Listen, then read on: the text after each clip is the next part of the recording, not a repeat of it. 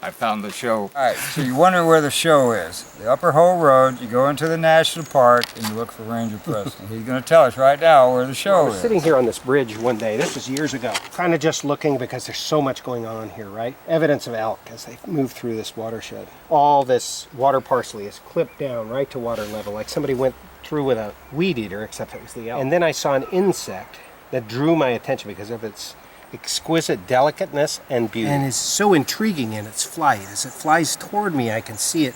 But then it disappears, and then it reappears, and then it disappears and reappears. And the next day I came out here with a camera, and I shot 84 frames of this insect, 2 of which were in focus. So it was a difficult project. I put it online to identify it.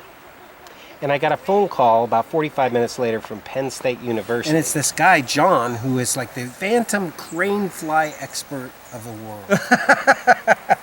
And so I'm like, wow, okay, so there really is such a thing.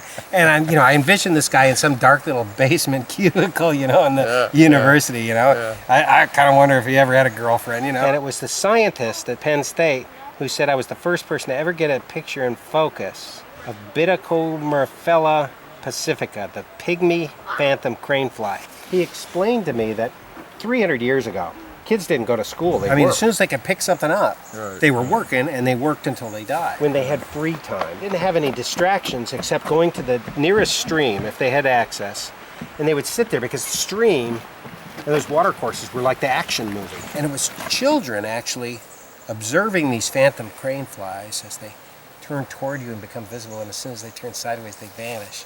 That's where the legend of fairies came from. Oh, really? To me, that was this huge gift, that it tied this whole thing back into human history and curiosity. And it can be something you think is totally insignificant, that a lot of people would think is totally insignificant. To me, it's like, I see this insect, I need to know. There's one right there.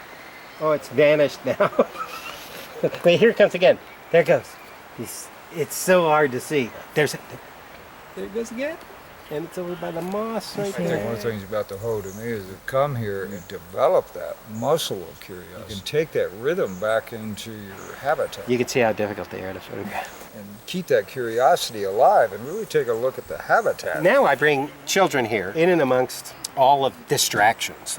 They've been in that car. The thing is, like, people go, well, where's the forest? And they're living in these walls in these cities. That is forest. You just have to look around at what have you done to it. And it kind of brings them back home, that they're welcome here and they're safe here.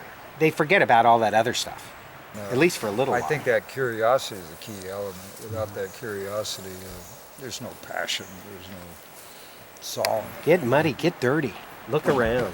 You never know. Hi there.